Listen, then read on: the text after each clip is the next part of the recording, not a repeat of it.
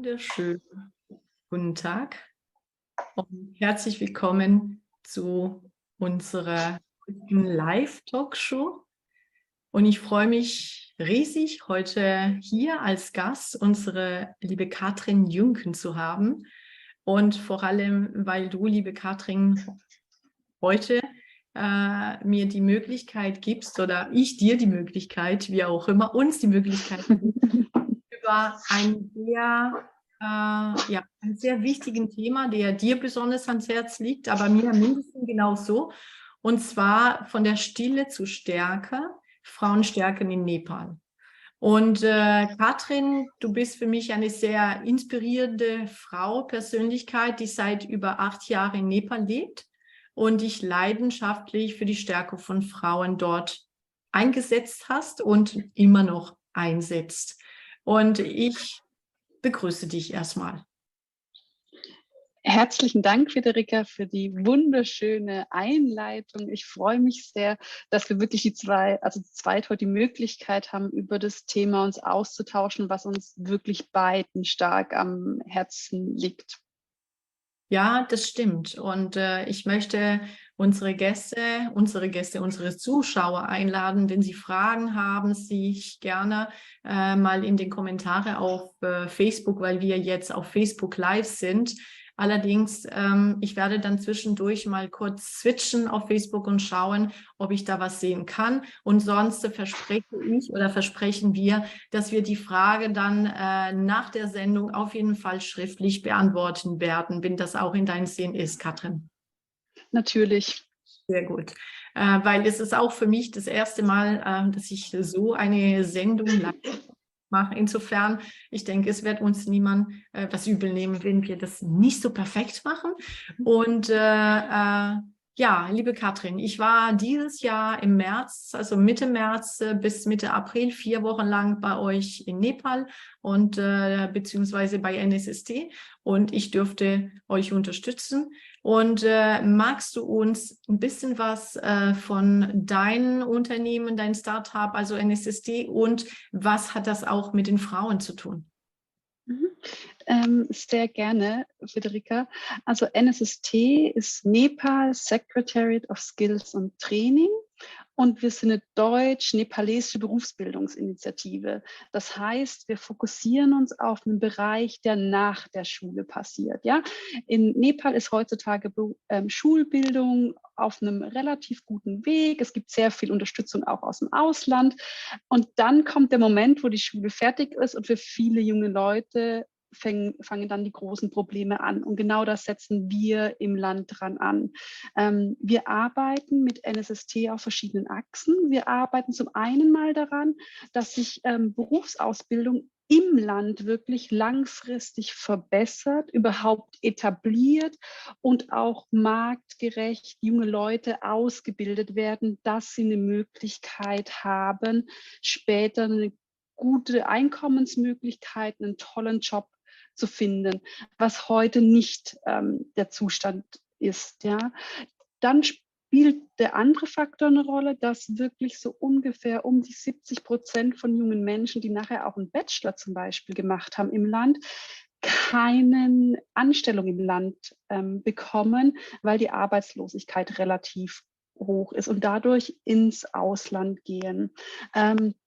Und viele junge Leute, die aus Familien rauskommen, die eben nicht die finanziellen Möglichkeiten haben, sich zum Beispiel ein Studium im Land zu erlauben, müssen oft ins Ausland und ganz, ganz viel dann nach Ländern wie Katar. Man hat es in Deutschland auch durch die WM letztes Jahr ganz viel gesehen, in was für unschöne Zustände junge Leute dort kommen und nicht, weil sie nichts anderes können, weil sie im Land keine Zugang zu anderen Weiterbildungsmöglichkeiten und Geld Einnahmemöglichkeiten im Land haben. Und das ist der zweite Punkt, wo wir ansetzen. Das heißt, wir arbeiten an einem zweiten Punkt daran, dass wir jungen Leuten helfen, Berufsausbildung in Deutschland zu machen. Das heißt, die können sich bei uns im Programm komplett aussuchen, welche der über 360 Berufsausbildungen, die es in Deutschland gibt, für welche sie sich auch immer interessieren. Und wir bereiten sie dann ungefähr ein Jahr darauf vor und begleiten sie auch durch die komplette Berufsausbildung. Für uns sind die jungen Menschen wirklich der absolute wichtigste Teil unseres Programms. Ja. Genau. Das sind so die Bereiche, in denen wir tätig sind und das auch alle. Federica, du hast unser Team kennengelernt. Wir machen das mit Leidenschaft. Wir glauben wirklich, dass wir dadurch was verändern und wir verändern auch was. Ja. Was hat das jetzt mit Frauen zu tun?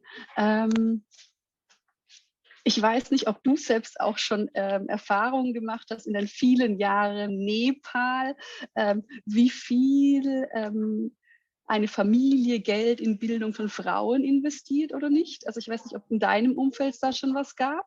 Ja, schön. Also ja, und zwar für unsere Zuschauer, vielleicht wissen Sie manche eben, dass wir als Overlax jetzt eine Familienstiftung haben, in dem wir Kinder in Nepal unterstützen, und zwar die sonst nicht zur Schule gehen können, weil sie einfach die finanziellen Mittel nicht haben. Und das heißt auch, als das vor 30 Jahren angefangen hat, dass meine Schwiegereltern, das waren diejenigen, die damals mit meinem Mann und meinem Schwager eben unterwegs Trekking waren in Audanda, das ist ein Gebiet in der Nähe von Pokhara, und in eine Schule reingegangen sind und haben gemerkt, welche Umstände und wie wichtig die Unterstützung sein könnte. Vor allem, wir reden von wirklich lächerliche für uns Beiträge. Und dann haben sie entschieden, vor 30 Jahren, wir möchten Kinder unterstützen, damit sie zur Schule gehen können. Und damals sagten sie, okay, wir übernehmen 5 Patenschaften. Und was passiert dann, dass diese 5 Patenschaften also die Mitteilung von diese 5 Menschen oder 5 junge Menschen waren dann 5 Jungs. Und was da passiert ist, dass meine liebe Schwiegermama, als sie das gesehen hat, gesagt, nee, das kommt gar nicht in Frage. Wenn es 5 Jungs gibt, dann muss es auch 5 Mädels geben. Also und in Zukunft muss es immer 50-50 sein. Und seitdem muss man einfach sagen, ja, wir haben diese Konstanz auch gehalten, dass Frauen, also Mädchen auch zur Schule gehen können. Und schau da, was für fantastische Auswirkungen, wenn wir heute an den Schulen gehen, weil wir das immer noch, alle 2 Jahre sind wir vor Ort, dann diese Mädels, die damals zur Schule gegangen sind die Mädels, die heute oft auch an diese Schulen unterrichten. Sie sind selber Lehrerinnen geworden. Und eins ist sicher, diese Frauen werden immer dafür Sorge tragen, dass ihre Kinder, ob Jungs oder Mädels, dass die zur Schule gehen. Insofern, deswegen ist für mich auch eine große Herzensangelegenheit, liebe Katrin, dich, dein Team zu unterstützen und auch die jungen Menschen dort. Wie geht es dann bei euch weiter? Ich meine, wie ist jetzt für dich, Katrin, beziehungsweise für euch in NSST? Was sind die größten Herausforderungen, die du mit uns teilen kannst und möchtest, mit denen eben Frauen in Nepal in Bezug auf ihre Rechten und Chancen konfrontiert sind? Ich möchte direkt an deiner Geschichte anknüpfen. Du hast gesagt, vor 30 Jahren habt ihr junge Leute gesucht, die ihr sponsern könnt, und euch wurden 5 Jungs vorgeschlagen, ja. Das würde heute zum Großteil immer noch genauso laufen, ja. Man versucht, also diese Ungleichheit von Förderung zwischen den Jungs und den jungen Mädchen ist einfach, also Wahnsinn immer noch. Woher kommt es? Also man muss es auch kulturell verstehen. Mädchen werden irgendwann verheiratet, junge Frauen werden verheiratet, ziehen aus der Familie aus. Das heißt, rein absicherungstechnisch für die Eltern ist der Wert für die jungen Frauen nicht so da, und man investiert immer in den Jungen in der Familie, weil der Junge nachher da bleibt und die Eltern mit unterstützt. Dadurch, wenn es um Scholarships geht, also Förderungsmöglichkeiten für junge Leute, würden immer noch mehr Jungs heute vorgeschlagen werden. Und für junge Frauen ist es viel schwerer, Zugang dazu zu haben. Das ist ein Thema, also wirklich der Zugang zu Förderungsmöglichkeiten, der Zugang zu Bildungsmöglichkeiten. Wenn man sich anschaut, auch die Zahlen, wie viel Jungs oder wie viele Mädchen nicht in einfacher Bildung drin sind, sind es immer noch mehr Mädchen, weil sie bei der Hausarbeit stärker mit involviert werden, weil sie früher verheiratet werden. Also das Thema Heirat unter 18, offiziell illegal in Nepal, aber wird immer noch praktiziert. Also ich möchte ein kleines Beispiel auch dazu geben. Also ich bin eine große Fahrradfahrerin, was, wenn es ein paar gibt, die mich kennen, auch wissen. Ich war auf einer Fahrradtour letztes Jahr und wir sind in ein kleines Dorf reingekommen. Es hat wahnsinnig geregnet.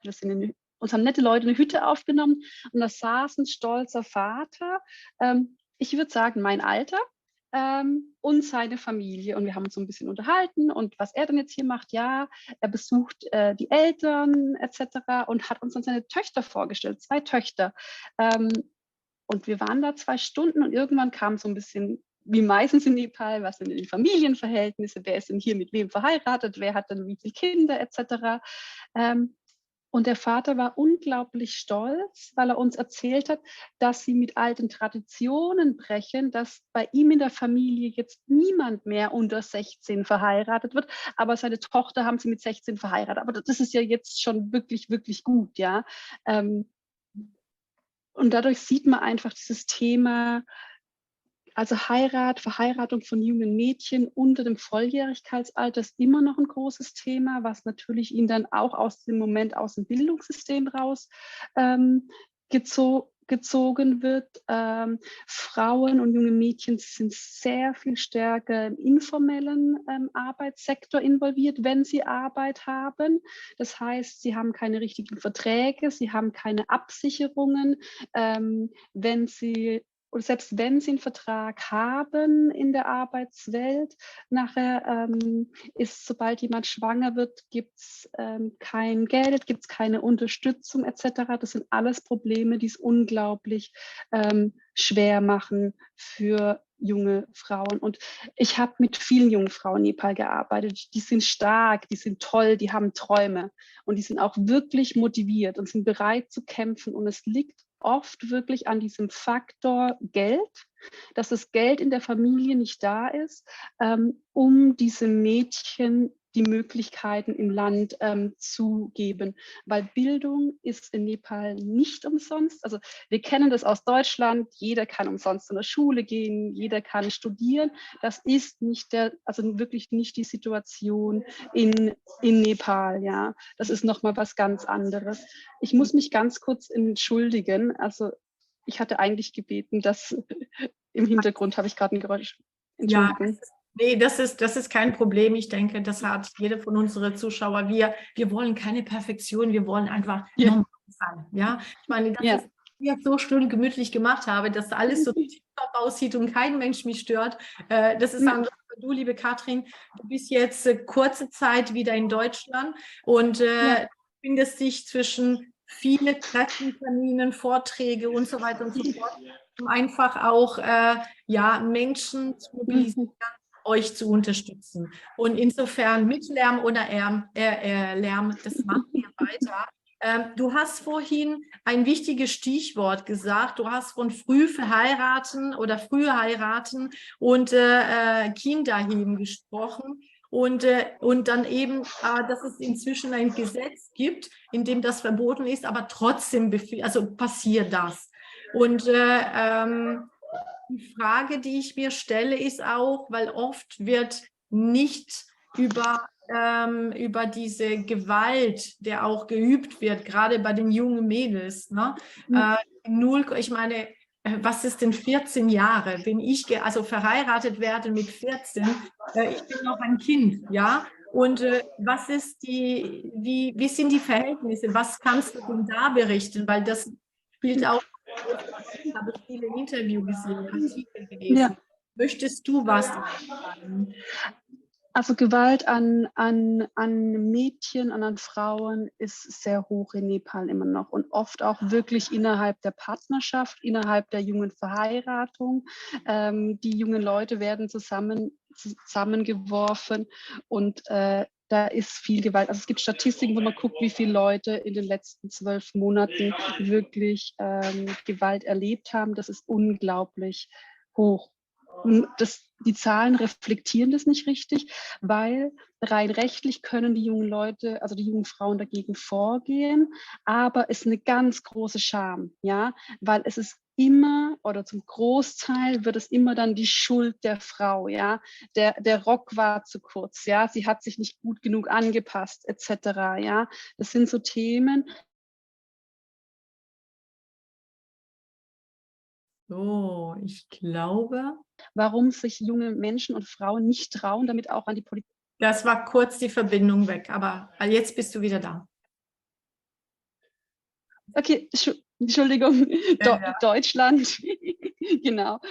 Was war das Letzte denn, was du gehört hattest? Frauen, ich weiß es gerade nicht, aber mach's einfach. Ich gehe noch, ich gehe Ja. noch mal ganz, genau, ich gehe noch mal ganz kurz drauf ein. Und zwar, also es gibt Statistiken über die Gewalt an Frauen, die sind aber viel geringer, als die Realität es widerspiegelt, weil sich die meisten Frauen nicht trauen, das anzuzeigen, weil ein wahnsinniges Stigma damit verbunden ist, das Scham über die Familie bringt und die Polizei das auch teilweise halt absolut nicht ernst nimmt. Ich bin außerhalb von NSST, weil ich mich seit Jahren hier auch in anderen Frauenorganisationen und Gruppen engagiere, schon selbst zur Polizei mit Frauen gegangen und dann wurde da wirklich vom Polizist erzählt, dass sie sich doch anders hätte verhalten sollen. Ja? Und dann kommt so eine junge Frau kein zweites Mal.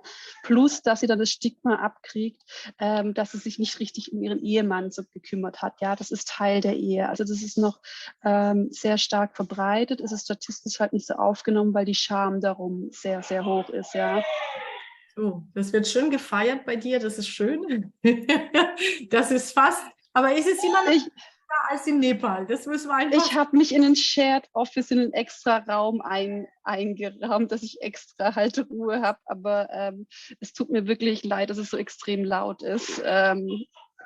Das passt. Machen wir denn Folgendes. Wir gehen von der Lautstärke jetzt zu der nächsten Frage. Und zwar magst du uns vielleicht auch etwas erzählen, wie NSST Frauen bei ihrer Karriereplanung und vor allem welche Art von beruflichen Möglichkeiten habt ihr, um ihnen diese Unterstützung zu geben? Ja. Also wir fokussieren uns stark darauf, dass wir gerade jungen Frauen einen Zugang zu unserem Programm geben. Wir arbeiten dafür mit anderen Frauenorganisationen zusammen, machen dort Vorträge etc., um wirklich zu schauen, dass die jungen Frauen sich dafür interessieren und wir verlangen kein Geld. Das heißt, der finanzielle Hintergrund der Familie spielt keine Rolle. Das führt auch dazu, dass wir tatsächlich über 50% unserer Teilnehmer im Programm sind junge Frauen, ja, die bei uns wirklich mitmachen und ein Interesse dafür haben und auch sehen, was für eine Chance das für sie sein kann und mit was für einer riesen Motivation sie da sind. Was wir mit den jungen Frauen dann ermöglichen, ist wirklich, dass wir ihnen einen sicheren Platz geben für eine freie Entfaltung, dass sie sich entscheiden dürfen, was sie mit ihrer Zukunft machen dürfen. Das ist für viele am Anfang ein sehr neues Konzept, muss man ganz ehrlich sagen, weil viele immer irgendwie überstimmt wurden oder halt ihnen aus der Familie gesagt haben, was sie tun sollen, etc. Aber umso länger wir mit ihnen arbeiten und umso mehr sie irgendwie eng mit uns zusammen sind, umso mehr ist auch das Vertrauen aufgebaut. Und was wir dann sehen, gerade wenn junge Frauen sich bei uns für die Berufsausbildung interessieren, ja, ganz am Anfang kommen ganz viele und sagen, ich möchte Pflege machen. Warum sagen sie das? Weil sie von jemand gehört haben, das ist für sie die Möglichkeit, im Ausland irgendwas zu machen und ihren Familien und sich selbst wirklich eine Zukunft zu bieten und eine Chance im Leben einfach zu haben, weil das Geld ist wirklich knapp. Wenn sie dann mit uns arbeiten und du hast Madavi kennengelernt, unsere ganz tolle Trainerin, die macht eine super Berufsorientierung, hat die jungen Damen dann fast 6 Monate in der Berufsorientierung im Programm. Man merkt, wie sie sich langsam trauen, dann auch wirklich das auszusprechen, was sie wollen. Und dann gibt es immer noch einen Prozentsatz, der Pflege machen will. Aber der absolute Großteil möchte eigentlich was anderes machen. Sie trauen sich zum ersten Mal dann wirklich zu entscheiden, was will ich denn? Was ist denn nachhaltig für meine Zukunft? Wo kann ich denn auch erfolgreich nachher werden? Und dann wollen die jungen Frauen eine Ausbildung im IT-Bereich machen, im kaufmännischen, auch in technischen Berufen. Das ist dann wirklich die Bandbreite, so breit wie unterschiedlich wie Menschen so oder so auch sind. Genau das sehen wir auch bei uns im Programm. Und das ist unglaublich schön und ich glaube, wir als Team von NSST, also ich empfinde uns als ganz privilegiert, dass wir das sehen dürfen, wie die jungen Frauen sich selbst entwickeln, weil das ist nicht, was wir tun, ja. Wir geben ihnen Tools. Und du warst zum Beispiel bei uns da, um uns zu helfen, damit wir Tools lernen, um ihnen die Möglichkeit zu geben. Aber das sind nicht wir, das sind die jungen Frauen, die sich selbst zu dem machen und zu ihrem Potenzial entwickeln, was sie können. Wo wir sehen, wo oft noch eine Schwierigkeit dran ist, gerade wenn sie das Ausbildungsthema in Deutschland machen möchten, ist, es müssen auch alle Deutsch lernen und die Deutschkurse müssen finanziert sein. Und das ist dann wiederum schwierig für die jungen Damen. Und wir sehen tatsächlich auch statistisch eine Diskrepanz dazwischen, dass die jungen Männer, die bei uns im Programm sind, da wird mehr von den Familien in die besseren Sprachschulen, ja, wie zum Beispiel unserem Kooperationspartner, dem Goethe-Zentrum in Kathmandu investiert, und bei den Frauen reicht dann oft das Geld nicht. Was sie dann wieder langsamer macht, und anstatt in einem Jahr brauchen sie dann 2 Jahre für das Programm. Und das ist dann wieder genau auf dieses Geldthema zurück. In wen wird Geld, genau. Ja. Kannst du uns vielleicht, Katrin, mal kurz ein Beispiel geben, was, also vielleicht für die Zuschauer ganz wichtig zu wissen, dass diese jungen Menschen, sie lernen 12 Monate, 11 bis 12 Monate, lernen sie die deutsche Sprache von Niveau, also 0 bis zum B2. Das heißt, wenn sie nach Deutschland kommen, dann haben sie ein B2 in der Hand. Und das heißt aber für den, da musst du mir kurz helfen, A1, A2, B1, B2, richtig? Ja, genau. Und Also B2 ist nochmal in 2 Teile aufgeteilt. B2.1, B2.2, genau, richtig. Ich habe Ja. viel gelernt in der Zeit. Und Wir haben viel voneinander gelernt. absolut. Und das heißt, kannst du uns ein Beispiel geben, was kostet den einen Kurs im Durchschnitt? Wie viele Rupees natürlich, aber dann, wie viel ist der Wert jetzt in Euro? Ja, also die Kurse haben einen unterschiedlichen Preis, weil sie unterschiedliche Niveaustufen haben. Aber Pi mal Daumen ist so ein Kurs mit Prüfung ungefähr 200 €. Also Und das sie heißt, müssen, genau, und die Prüfung kostet extra.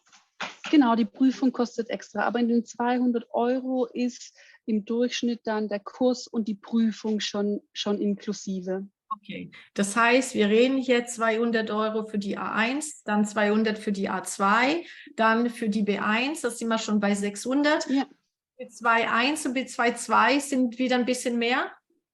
Sind ein bisschen mehr, deswegen habe ich aber gesagt, so im Schnitt, und man kommt von A1 bis B2 inklusive Prüfung, kostet es ungefähr 1.000 €. Okay, perfekt. Dann vielleicht nochmal, was ist der durchschnittliche Einkommen eines Mannes in einem durchschnittlichen Job in Nepal, um einfach eine Idee unserer Zuschauer zu geben? Ich würde das, wenn das okay für dich ist, würde ich das eher in einem Kontext von der Familie Macht es so. setzen. Gerade auch, weil wir, also von den jungen Leuten, mit denen wir jetzt arbeiten, weil wir Umfragen gemacht haben und auch gesehen haben, was die Familien als Konglomerat verdienen. Und die Familien im Durchschnitt haben, und du wolltest jetzt pro Jahr oder pro Monat, was hättest du gern von mir? Also kannst du pro Monat sagen dann oder pro Jahr ist es gleich. Also die haben ungefähr zwischen 1.500 bis 3.500 € im ganzen Jahr für die komplette Familie zur Verfügung. Das heißt für Mama, Papa und Geschwister, ja. Also ich kriege schon also Gänsehaut im Sinn von, wenn man überlegt, die Prüfung für diese junge Menschen hierher zu kommen, damit sie überhaupt die Kurse, wir reden von 1.000 €. Das heißt, es ist für eine normale, durchschnittliche Familie, es ist eine Rieseninvestition, ja. Und jetzt meine nächste Frage, weißt du, dann haben wir ein bisschen die Verhältnisse ja auch für unsere Zuschauer gegeben. Wie unterstützt ihr diese Frauen? Ich meine, sie dürfen, wenn du jetzt, weil du bist jetzt heute, wir sind heute zusammen, weil ihr natürlich ein Crowdfunding gestartet habt und ihr euch Unterstützung wünscht und monetär natürlich Spende. Wie unterstützt ihr dann? Was macht ihr mit diesem Geld? Also was wir mit den Geldern machen von dem Crowdfunding ist zum Beispiel ihre Sprachkurse zu zahlen, ja, weil das einfach wir gesehen haben, das ist eine riesige Hürde. Wir versuchen langfristig, dass wir so aufgestellt sind, dass wir das tragen können. Im Moment, da wir ein Startup haben, haben wir noch nicht die finanziellen Mittel für die ganzen Frauen, das zu tun, ja. Wir können alle unsere Kurse umsonst anbieten, aber das Crowdfunding ist wirklich da, dass wir halt die Dinge, die wir nicht selbst steuern können, wo wir mit anderen Sprachinstituten etc. zusammenarbeiten können, dass das darüber finanziert wird. Magst du uns vielleicht noch hast du eine Erfolgsgeschichte oder ein besonderer Moment in den letzten Jahren? Ich meine, NSSD gibt es nicht lange, das gibt erst seit, glaube ich, 2 Jahre, oder? Ja, 2 Jahre gibt es jetzt also aktiv, also es hätte früher anfangen sollen etc., aber wie wir alle wissen, da kam Corona dazwischen etc. Genau, und dann hat es halt jetzt erst 2 Jahre angefangen. Aber vielleicht unabhängig davon, von NSSD-Team, weil letztendlich das, was du lebst in NSSD, was du mit deinem Team ermöglichst, das hast du schon viel früher angefangen, alleine für dich. Gibt es in dieser Zeit eine Erfolgsgeschichte, die jetzt mit Frauen zu tun hat, die dich besonders, wie soll ich sagen, berührt hat, die du mit uns teilen möchtest? Ich glaube, für mich ist also es gibt 2 sehr berührende Momente, die Geschichten aber sehr ähnlich sind von jungen Damen, die eben aus Verhältnissen rauskamen, wo das Geld in die Brüder rein investiert wurden, sie keine Chance hatten, schon so ein bisschen die Papiere fertig gemacht wurden, um auch ins Ausland zu gehen, aber dann für Putzjobs in Indien, Malaysia. Und die jungen Damen wirklich über uns einen Weg gefunden haben, dass sie jetzt heute eine Ausbildung machen können, dass sie den Beruf lernen können, den sie möchten und halt auch, also wie sie sich entwickelt haben also sie sich selbst entwickelt haben in dieser Zeit und was für Freude da ist, dass sie wirklich das tun können, was sie möchten und sich weiterentwickeln können. Also den Luxus, also in dem ich aufgewachsen bin, ich glaube, Federica, du auch, dass wir uns wirklich entscheiden konnten, was mit unserer Zukunft passiert oder was wir lernen wollen, also was für eine Ausbildung wir machen wollen, der ist nicht normal. Der ist für uns normal, aber der ist in ganz vielen Teilen dieser Welt absolut nicht gegeben und es ist ein Luxus. Und diese Freude zu sehen, wenn jemand wirklich sich entwickeln kann und sein Potenzial ausschöpfen kann, also das ist für mich so eine Erfolgsgeschichte, also raus aus unfairen, unschönen Arbeit in Entwicklungsmöglichkeiten und eine Zukunft. Und ich möchte nochmal auf den Punkt aus deiner eigenen Erfahrung mit euren Sponsorkindern zurückgehen. Du hast es ja gesagt, wenn eine Mutter eine gute Schulbildung hat, dann wird sich das über Generationen weitergeben. Und jede junge Frau, die schafft, nach der Schule was weiterzumachen und im Berufsleben steht und Geld verdient, ist es nachgewiesen, dass die nächste Generation an Kinder, die ranwächst, in einem ganz anderen Umfeld und Potenzialmöglichkeiten auch auf ist. Also es ist nicht nur über die Generation, die wir jetzt arbeiten, es ist eine Tür für ganze Familien und Clans zu einem anderen Leben. Ja, und vor allem noch dazu das Standing. Ich meine, ich war eben im Nepal. Ich habe heute noch führe ich dann Coachings online, remote mit deine Kandidaten, wen der Bedarf da ist. Und das Standing, was sie am Anfang gehabt haben und das Standing, den sie haben, wenn sie einmal durch diese verschiedenen Phasen gegangen sind und auch das zu wissen, wie wichtig für sie ist, so zum Beispiel die Möglichkeit zu haben, nach Deutschland zu kommen und hier einen Beruf zu lernen, hier zu lernen überhaupt. Es ist auch nicht nur für sie selbst, sondern es ist auch für die Familie, die in Nepal bleibt. Und die Ansprüche, die sie hier haben, ich meine, ich werde es nie vergessen, denn du hast mir irgendwann erzählt, eine von euren Kandidaten, der jetzt hier ist, der die Frage gestellt hat, warum machen das die deutschen jungen Menschen nicht? Das ist so toll, das ist so wichtig, ne? Und aber auch da zu sehen, das sind natürlich ganz andere, wie sollte ich sagen, Motivationen, die dahinter stecken. Und für diese jungen Menschen aus Nepal ist es hier zu sein, eine Chance, sich weiterzubilden, ja, aber auch überhaupt eine Zukunft zu haben, ja, und sind extrem dankbar, jetzt unabhängig davon, ob sie Mädels oder Jungs sind, aber natürlich für die Frauen ist es noch, ja, noch wichtiger, weil dann wir wissen auch, dass sie später ein ganz anderes Auge darauf haben werden. Und wenn man über dein Team, also alleine dein Team anschaut, also im April waren noch alle Mädels bis auf ein junger Mann und ein tolles Team. Ich glaube, jetzt habt ihr ein bisschen Verstärkung bekommen, oder? Von Männern. Ja, wir haben ein paar junge Herren bei uns noch im Programm, also im Team, genau, ja. Im Praktikum, denke ich mal, ne? Ja. Sehr Ja. schön. Welche Rolle spielt die Gesellschaft bei der Unterstützung der Stärkung von Frauen in Nepal und wie können Menschen außerhalb von Nepal dazu beitragen? Also wenn wir jetzt mit der Gesellschaft in Nepal anfangen, dann ist es wirklich das Thema Frauen nicht immer so große Steine schon mal in den Weg zu legen, jungen Mädchen auch eine Wahl zu lassen. Weil wenn man sich in Nepal anguckt, die Gesetze sind gar nicht so schlecht für Frauen, ja. Aber die Implementierung und die Umsetzung ist absolut nicht gegeben. Und da muss tatsächlich die Gesellschaft noch einen ganzen Ruck machen. Also Beispiel, Frauen können heute Land besitzen in Nepal.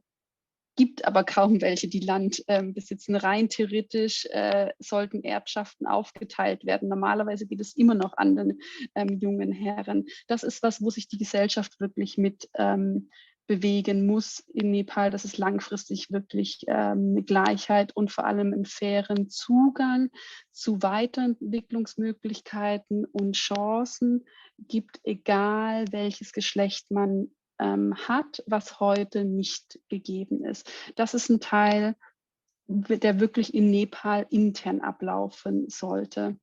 Und ich habe gelesen sogar, glaube ich, dass es eine Frauenquote-Regelung für Frauen auch ich weiß, nennt man das im Parlament oder Ja. mindestens, ne? Wie ist denn das? Wie ist die Umsetzung dort? Na, das ist den Punkt, den du jetzt genannt hast, ist eine der Umsetzungspunkte, die relativ gut sind. Ich sage das mal so in Anführungszeichen, ja. Alle schauen zu, ne? Also genau, also das ist ein Punkt, wo offiziell Damen jetzt hoch involviert sind und die Quote auch ganz gut ist. Aber die Frage ist halt, dürfen sie was sagen oder tatsächlich sehr traurig, sind sie die Ehefrau von jemand dahinter? Ja, das gibt's beides. Das ist auf dem Papier aber so eine Quote, die inzwischen toll ist, ja. Aber bei vielen anderen Themen, also es gibt viele gute Gesetze in Nepal schon für Frauen, die aber nicht umgesetzt sind. Es gibt aber auch immer wieder so lustige Ideen, also lustig in Anführungszeichen. Vor 2 Jahren ich glaube 2 Jahre hat sich die Regierung mal überlegt gehabt, dass Frauen unter 40 im Endeffekt nicht das Land verlassen dürfen, wenn nicht irgendwie Vater, Onkel und wenn es einen Ehemann gibt, Ehemann unterschreiben. Oh, okay. Na Ja, gut, okay. Da muss ich immer noch schmunzeln, wenn ich mich mich erinnere an deine Geschichte, als ich da war, dass du dein Visum nochmal beantragen musstest oder abholen oder verlängern oder wie auch immer. Das ist eben auch für dich, weil du schon so lange da bist und ich darf einfach sagen, immer noch nicht verheiratet bist, also du hast keine Ehe oder du bist nicht verheiratet, das heißt, und du bist schon über 40, das heißt eigentlich in dem Alter, das geht gar nicht.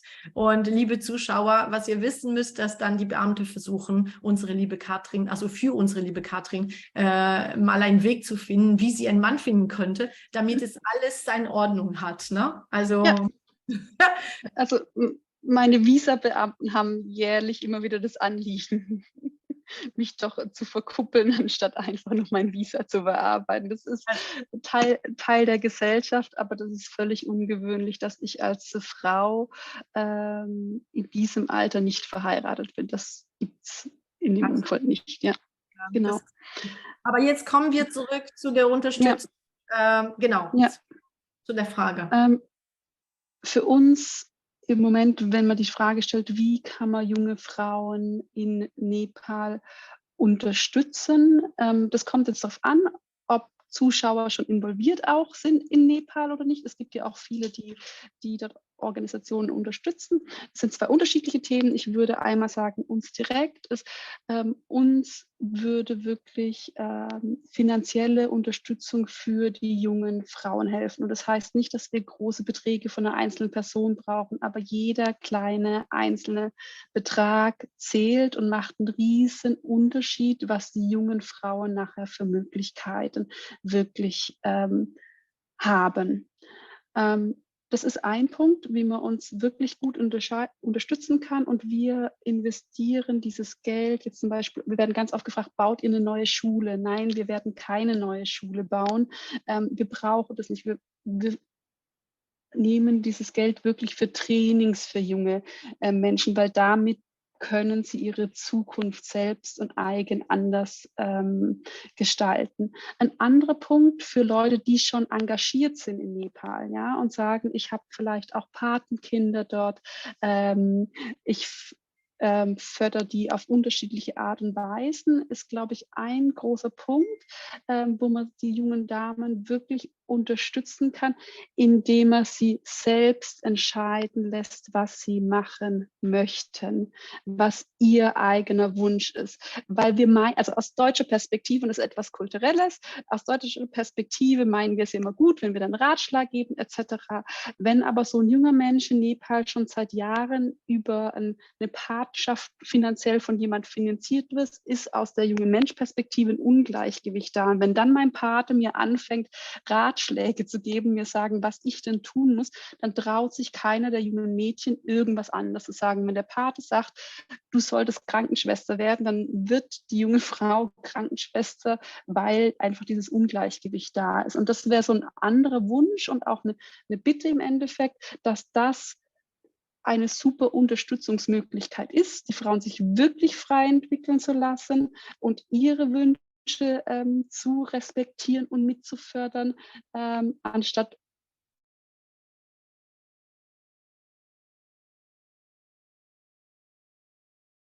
unsere Vorstellung dazu reproduzieren.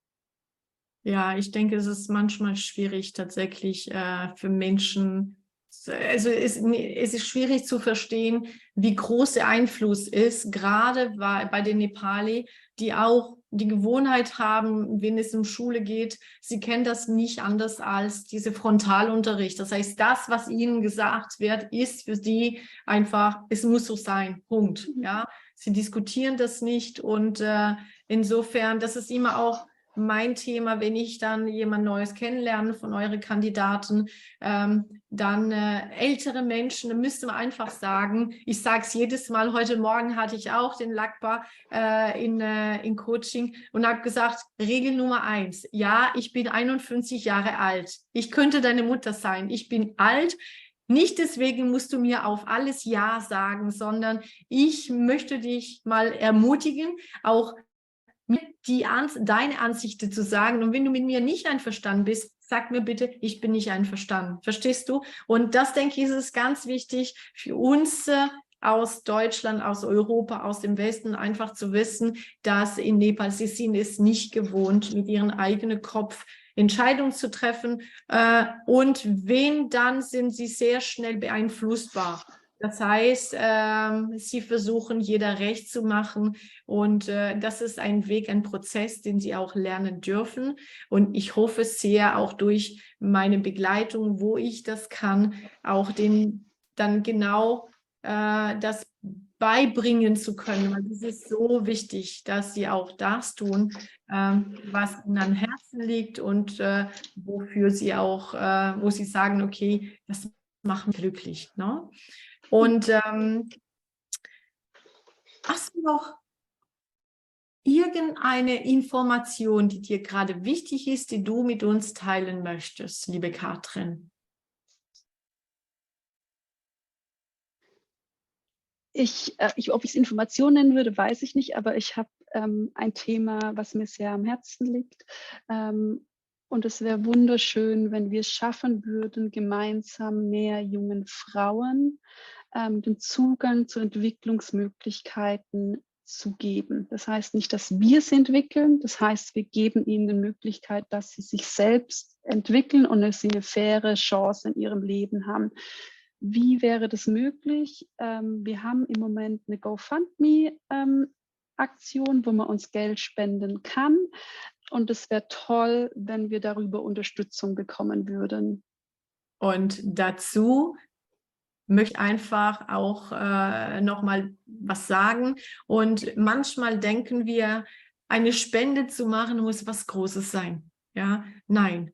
Ich würde sagen, liebe Zuschauer, alle, die jetzt diese Video angeschaut haben, dann teile das in eure Kanäle und auch 1 Euro. Und wenn wir am Ende es schaffen würden, jetzt übertrieben, 3000 Zuschauer zu bekommen, sage ich mal, und jeder spendet 1 Euro oder ich verzichte auf ein Eis und den Betrag überweise ich an NSST für diese Frauen, für diese Frauenunterstützung.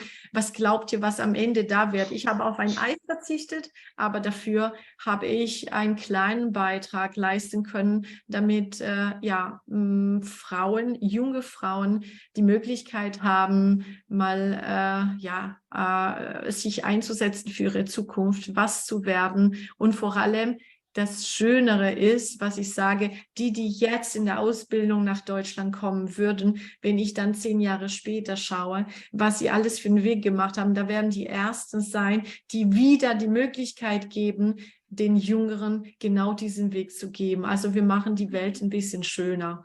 Und vielleicht noch mal dazu, Katrin, meinst du, dass es angebracht ist, auch zu sagen, wenn es Unternehmerinnen oder Unternehmern gibt, die sagen, im Moment, glaube ich, ist es für dich ganz besonders, den Fokus ist auf Baden-Württemberg und Bayern, damit muss man sagen, damit ihr versteht, die jungen Menschen werden jetzt in bestimmte Länder untergebracht, damit sie nicht so weit voneinander sind und damit sie sich immer wieder treffen können, damit auch damit sie sich unter sich sehen können und nicht so ein großes Heimweh bekommen. Das heißt, liebe Unternehmerinnen und Unternehmer in Baden-Württemberg, wenn ihr Lust habt, euch da zu engagieren und ein Azubi zu nehmen, für einen Beruf, der bei euch noch offen ist, dann auch das, glaube ich, ist eine gute Adresse, sich bei einer SSD zu melden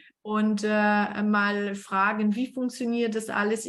Eins kann ich euch versprechen, es ist alles super organisiert, diese jungen Menschen werden immer betreut und sie lernen die deutsche Sprache, wie es sich gehört, natürlich. Und wenn ihr Lust habt, auch da ist eine gute Möglichkeit, das zu tun. Und jedes Mal werden auch Gastfamilien gesucht und so weiter und so fort. Also verbindet euch mit NSSD, mit ihrer Internetseite, beziehungsweise auf Facebook oder Instagram oder LinkedIn. Und wenn Sie eine Gastfamilie suchen, dann wird es dort berichtet, dann werden diese jungen Menschen werden ein Video machen und sie sprechen ein bisschen über sich und ihr werdet sehen, es ist einfach eine schöne Sache. Habe ich jetzt schon wieder zu viel geredet? Nein, du hast es super zusammengefasst und ich würde gerne noch eins dazu fügen, da du schon so toll erzählt hast, dass wir wirklich auch noch super Ausbildungsunternehmen suchen und gerade im IT-Bereich, das heißt Anwendungsentwicklung, digitale Vernetzung, Daten- und Prozessanalyse und Systemintegration suchen wir noch tolle Partner, die jungen, motivierten und talentierten Menschen bei sich in der Firma integrieren wollen und gemeinsam wachsen wollen. Das ist gut, dass du das auch sagst. Und magst du vielleicht uns noch mal sagen, etwas über bevorstehende Veranstaltungen oder Initiativen von NSST, an denen unser Publikum teilnehmen kann, um eben wieder diese Angelegenheit zu unterstützen? Du meinst Informationsveranstaltungen für Unternehmen? Ja, genau. Ja, wir haben jetzt am 18. September in Würzburg eine offene Informationsveranstaltung. Wir haben am 20. September, das ist der Mittwoch nächste Woche, in Konstanz auch eine offene Informationsveranstaltung. Sie sind ganz herzlich dazu eingeladen. Also wenn Sie Unternehmer sind, wenn Sie einfach auch interessiert sind, wenn Sie sich vorstellen könnten, in Zukunft Gastfamilie zu werden, gern dazukommen. Alle Details findet man auch bei uns dann auf Facebook und LinkedIn dazu. Also 18.09. nächste Woche abends um 18 Uhr in Würzburg und 20.09. in Konstanz um 16 Uhr. Und gerne melden, wenn Sie Fragen haben. Wir stehen für Sie zur Verfügung. Sehr gut. Und ja, ich glaube, wir haben jetzt eine sehr schöne Zeit gemeinsam verbracht. Ich habe kurz reingeschaut, ob es da Fragen gibt. Ich habe im Moment keine Frage mindestens sehen können. Aber gibt es noch vielleicht von deiner Seite irgendeine Botschaft, den du gerne unsere Zuschauer geben möchtest? Also quasi, damit sie wissen, damit sie ein bisschen mehr von dir erfahren, warum, wieso, weshalb. Ja, Warum, wieso, weshalb junge Leute zu unterstützen oder warum, dass ich das mache? also ich würde sagen, dann beides. Also klar. Warum ich das mache, ich brenne für Gerechtigkeit, ich brenne dafür, dass sich junge Leute entwickeln können und ich glaube wirklich an das Potenzial von den jungen Menschen. Und es ist für mich ein Teil, dass wir die Welt ein Stück gerechter machen und gemeinsam als globale Welt wachsen und nicht mehr nur in unseren Clustern mit den verschiedenen Nationen sitzen, weil wir uns gegenseitig bereichern können und das System an sich dadurch besser machen. Warum uns unterstützen? weil wir einfach sehr nah an den jungen Leuten sind, weil wir sehr eng die jungen Leute betreuen, weil wir wirklich, also ein Programm in Nepal sind, wir sind eine gemeinnützige GmbH in Nepal, registriert auch. Das heißt, wir sind nicht eine Organisation, die in 5 Jahren oder 10 Jahren verschwindet. Wir sind fest im Land angesiedelt. Wir haben ein super interkulturelles Team. Das heißt, es gibt jetzt Personen wie mich, die seit vielen, vielen Jahren in Nepal sind, aber es gibt auch genau die Gegenmodelle. Nepalesische Kollegen von mir, die viele Jahre in Deutschland gelebt haben. Also wir sind ein Team, das beide Seiten kennt und auch beide Seiten kann. Und das ist unglaublich einzigartig, was es uns halt auch ermöglicht, dann als Team Dinge aufzubauen, die nachhaltig für die jungen Leute sind. Und wir haben halt tolle Kooperationspartner. Und da möchte ich nochmal auf dich verweisen, Federica. Du hast uns unglaublich geholfen, eine bessere Toolbox aufzubauen, um die jungen Leute vorzubereiten. Und wir halt so tolle Partner haben. Danke an dich, die auch die Azubis hier in Deutschland mit begleiten, weil ich weiß nicht, ob alle auch wissen, dass du wirklich auch sehr aktiv als Azubi-Coach tätig bist, ja, und junge Azubis unterstützt, was uns hilft. Und auch wenn Sie in Ihrer Firma mal Unterstützung bräuchten von jemand, der professionell ist und gut ist und empathisch ist, dann würde ich dich tatsächlich weiterempfehlen. Wir haben Glück gehabt, dass wir dich Teil unseres Netzwerkes nennen dürfen und dass du uns unterstützt. Ja, das hat mir auch große Freude gemacht und vielleicht möchte ich noch dazu sagen, weil wir das heute nicht gesagt haben, also mindestens, nee, dass wir haben über die deutsche Sprache, deutsche Kurse gesprochen, aber nicht über die ganze Trainings, die junge Menschen bei euch bekommen. Und vielleicht magst du dazu sagen, was sie alles lernen noch zusätzlich. Also Sie haben, wenn junge Leute bei uns in dem Trainingsprogramm drin sind, dann fangen wir erstmal an mit einer Orientierungsphase oder auch Berufsorientierungsphase. Da geht es erstmal darum, wer bin ich denn, was kann ich denn, was möchte ich denn, was sind denn auch so meine Stärken und Werte. Und dann gehen wir in eine Phase rein, wo es gibt, was gibt es denn dann überhaupt für Berufsausbildungsmöglichkeiten und was passt denn dann zu dir, ja. Das ist So, Katrin, bist kurz weg. so die erste Phase. Die Trainings sind meistens auf Nepalesisch. Jetzt bist du wieder da. Jetzt, die Trainings sind meistens auf Nepalesisch. Fantastisch. Genau, sind meistens auf Nepalesisch, weil unsere jungen Kandidaten zu dem Zeitpunkt eben noch nicht so gut Deutsch sprechen und es auch einfach wichtig ist, gerade zum Thema Werte stärken, dass man das mit auf seine eigene Muttersprache mitmacht. Genau, und dann nach dieser Berufsorientierungsphase, wenn sich die jungen Leute auch entschieden haben, was sind denn Ausbildungsberufe, die ich wirklich machen möchte, wo sehe ich mich denn in Zukunft, gehen wir ganz stark in so Themen wie interkulturelle Vorbereitung, wie gehe ich denn auch mit Konflikten um, bis zu Themen, wie schreibe ich denn eigentlich ein Berichtsheft in Deutschland, ja, das ist ja alles sehr anders oder was ist denn eine Haftpflichtversicherung, ja, wir Deutsche lieben Versicherungen, das kennt hier niemand, also in Nepal. Genau, und das ist wirklich so ein komplett Vorbereitungspaket für die jungen Leute plus das Training von unserer Seite hört nicht auf, wenn sie in Deutschland sind. Wir haben auch parallel zu der Ausbildung in Deutschland dann immer noch weiterführende Trainings, damit die jungen Leute sich langfristig wirklich zu ihrem absoluten Potenzial entwickeln können. Fantastisch, sehr, sehr schön. Hast du das jetzt erklärt? Und kannst du uns jetzt oder kannst du nicht, aber möchtest du noch mal uns sagen, wenn du noch 3 Wünsche hättest? Es hört keiner, es ist nur zwischen uns, also das heißt zwischen Katrin und mir. Jetzt, welche wären diese 3 Wünsche? Du kennst es dann noch von der, wie nennen wir die Lampe, die Aladdin-Lampe, keine Ahnung. Genie. Ja, genau so in der Richtung. Jetzt 3 Wünsche, welche wären das? Mein erster Wunsch wäre, dass alle einen gleichen Zugang und fairen Zugang zu Weiterentwicklungsmöglichkeiten im Leben haben, egal wo sie geboren sind, unabhängig von ihrer Nationalität, Sexualität, religiöse Orientierung. Das wäre ein sehr großer Wunsch von mir. Nummer 1. Nummer 2.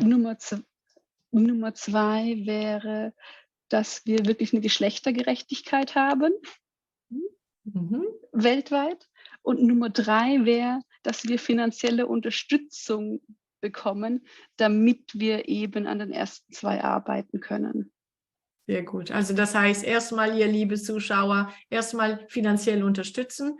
Los, guckt, was ihr machen könnt. Schau, vielleicht wollt ihr auf ein Mittagessen irgendwo verzichten und einen Beitrag hier leisten oder vielleicht auch nur 1 Euro. Und wir bedanken uns, also ich bedanke mich bei unserem Gast, die liebe Katrin natürlich, und ich bedanke mich bei euch allen. Ich bedanke mich bei dem NSST-Team, der auch jetzt das Ganze mitorganisiert hat, die liebe Shraddha und die liebe Kriti, die jetzt hoffentlich in Kathmandu sitzen und uns zuschauen. Dann sage ich einfach liebe Grüße nach Kathmandu natürlich. Und ja, liebe Grüße, Katrin, an auch dir. Ich glaube, du hast heute Nachmittag noch ein bisschen Programm. Und ja, ich hoffe, wir sehen uns bald wieder. Spätestens, glaube ich, wird es sein in unsere Kino-Event im Dezember irgendwann. Dafür kriegt ihr auch Informationen. Es wird auch einen schönen Abend über Thema wieder Frauen in Nepal. Aber dazu mehr irgendwann die nächste Zeit, wenn wir auch selber mehr wissen. Und ja, vielen Dank für alles. Und schön, dass du da warst. Und wie wir das in Nepali sagen würden, Namaste an alle. Namaste.